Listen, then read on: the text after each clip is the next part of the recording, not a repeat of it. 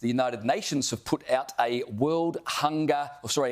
zero hunger world map that basically says how we can reach net zero but still feed the world. Now, of course, what they're suggesting is that everyone will have to eat less beef. Don't you love that? While they're all eating Wagyu beef, they're suggesting everyone else will have to eat less beef. And the beef that you're allowed to eat is not grass-fed beef, Liz. It's insect-fed beef. Yeah. So it's not just us that have to eat the insects. It will be algal, fungal or insect-fed. Doesn't sound particularly appetising. Those are going to be some anorexic cows, I'm telling you. So you're not allowed to use a barbecue? Not allowed to use a barbecue. Sugar is taxed. Lower income families will be subsidised to ensure that they've got healthy eating. Never mind that throughout history, if you study, even a cursory study of the different nutritional advice we've been given over the decades, eggs are good, eggs are bad, high cholesterol, so much of the advice that has been given from a governmental level throughout history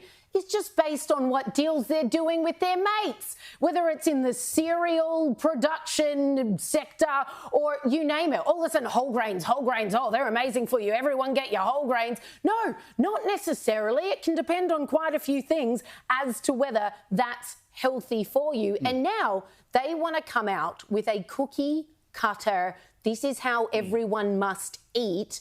And as for Zero Hunger World Map, you feel hungry just eating it. This was the statement by Craig Hansen, Managing Director of Programs, World Resources Institute.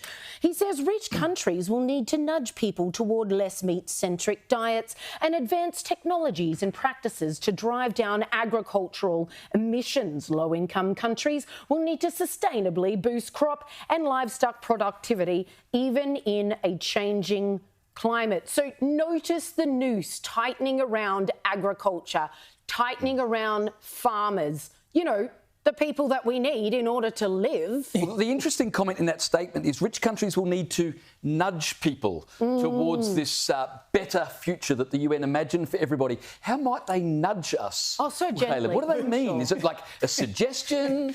Is it some advertising on TV? It's a mandate, Mac. Oh, right. Funny about that. Look, I've got to say I have beef with all of this. And do they not realise? Very good. Well done. Do they not realise? Because we've got a finite amount of land on the planet, right? And the population is going to continue to grow.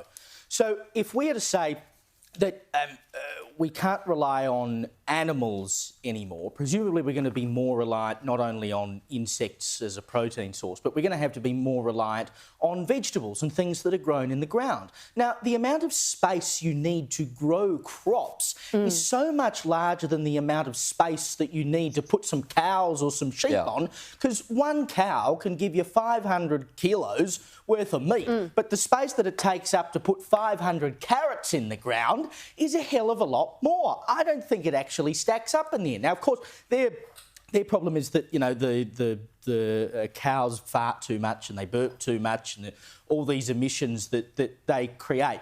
How do they think this is actually going to work? They say this is the zero hunger model. I mean, surely this is the more hunger model. Like you say, Liz, you've actually got to feed these people. And the other thing I take exception with is this idea that low-income families will need to be subsidised to eat healthier. Now, I know we hear this argument all the time, that, you know, it's really expensive to eat healthy and that's why people resort to junk food. You go down to the supermarket at the moment, a packet of chips costs you in the order of about $6. Yeah. You can buy a bag of carrots, you know, 1.5 kilos, 2 kilo carrots for about $2. Is anyone seriously able to argue that healthy food is more expensive than unhealthy food? No, it's nonsense.